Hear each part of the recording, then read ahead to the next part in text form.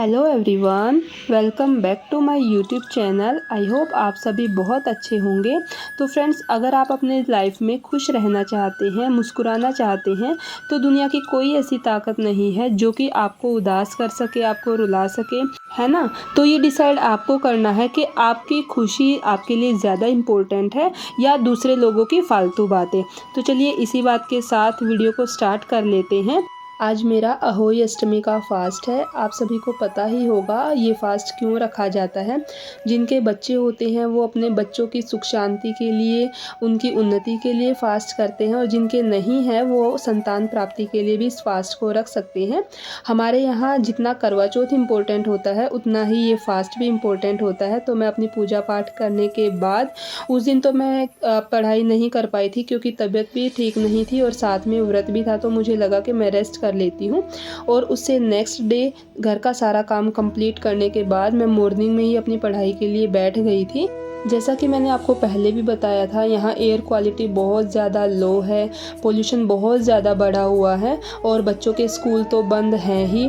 उसी के साथ जो हेल्थ से रिलेटेड इश्यूज़ हैं वो इसीलिए ठीक नहीं हो रहे हैं।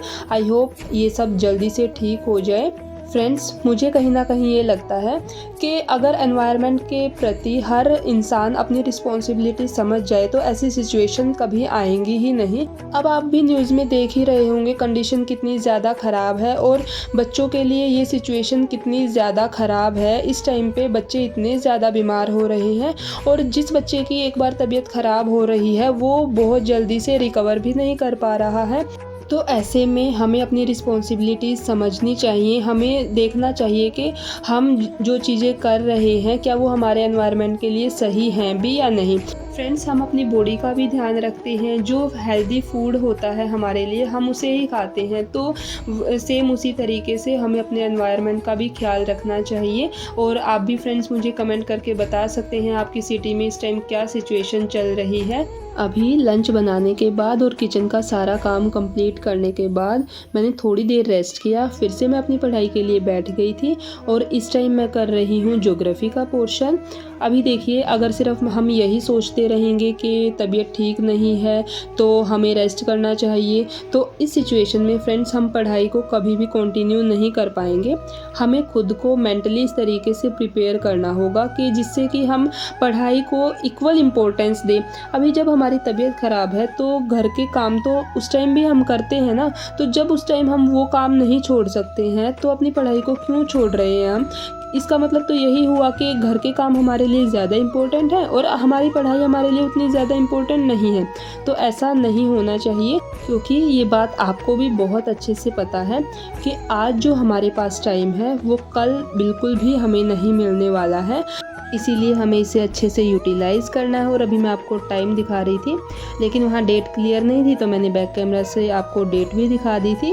और ज्योग्राफी का पोर्शन कंप्लीट करने के बाद अभी मैं हिस्ट्री कर रही हूँ, और मैं जल्दी ही इसमें पॉलिटी को भी ऐड करने की सोच रही हूँ, ताकि जो जीएस के मेन सब्जेक्ट्स हैं हमारे वो मेरे तीनों एक साथ ही चलते रहें। और जितना भी टाइम मुझे मिलेगा मैं तीनों को एक साथ ही अपना प्रिपेयर करती रहूँगी। वैसे तो जीएस का पोर्शन बहुत ज़्यादा वास्ट होता है, उसे हम बहुत अच्छे से याद नहीं रख पाते हैं, लेकिन अगर हम लिमिटेड सोर्सेज से पढ़ाई करते हैं और उसे मल्टीपल टाइम्स रिवीजन करते हैं उसकी, तब जो हमारे क्वेश्चंस ठीक होने के चांसेस वो बढ़ जाते हैं। तो मैं इसी एक बुक को फॉलो करूँगी और इसे ही मल्टीपल टाइम रिवाइज करने की कोशिश करूँगी। तो अभी माही को भी मैं साथ के साथ देख रही थी, वो यहीं बैठकर खेल रही है। आजकल मैं उसको ज़्यादा देर नीचे खेलने नहीं जाने दे सकती हूँ। और अभी आपको पता ही है नेक्स्ट संडे दिवाली भी है, तो अभी हमारा भी कुछ डिसाइड नहीं हो पा रहा है। अगर माही के पापा को छुट्टी मिलेगी तो ही हम घर जा पाएंगे, और हमें तो ऐसे छुट्टी का ही वेट करना पड़ता है। माही की तो छुट्टियां हैं लेकिन उसके पापा की छुट्टी नहीं है। तो अभी देखते हैं क्या होगा, दिवाली पे घर जा भी पाएंगे या नहीं जा पाएंगे। खैर कोई बात नहीं, अगर नहीं जा पाते हैं तो एटलीस्ट हम एक साथ तो हैं, हम यहाँ दिवाली सेलिब्रेट कर लेंगे। और माही को भी एक न्यू एनवायरनमेंट मिल जाएगा इस बार। वो भी बोलती है कि हर बार मम्मा हम लोग घर क्यों जाते हैं, यहाँ भी तो मेरे फ्रेंड्स हैं। इस बार उसको भी यहाँ अपने फ्रेंड्स के साथ दिवाली सेलिब्रेट करने का मौका मिल जाएगा। लेकिन फैमिली के साथ जिस तरीके से हम दिवाली सेलिब्रेट करते हैं उतना मज़ा अकेले में नहीं आता है। और ये देखिए मैं अपनी पढ़ाई कंप्लीट करने के बाद शाम को चाय बनाने के लिए चली गई थी और फिर मैं थोड़ी देर रेस्ट करूँगी और फिर मुझे किचन का काम हो जाएगा। तो फ्रेंड्स मैं वीडियो को यहीं एंड करती हूँ। आई होप आपकी भी दिवाली की तैयारियाँ अच्छे से चल रही होंगी। अगर वीडियो अच्छी लगे तो प्लीज़ वीडियो को लाइक करना और चैनल को सब्सक्राइब करना मत भूलिएगा। Thank you.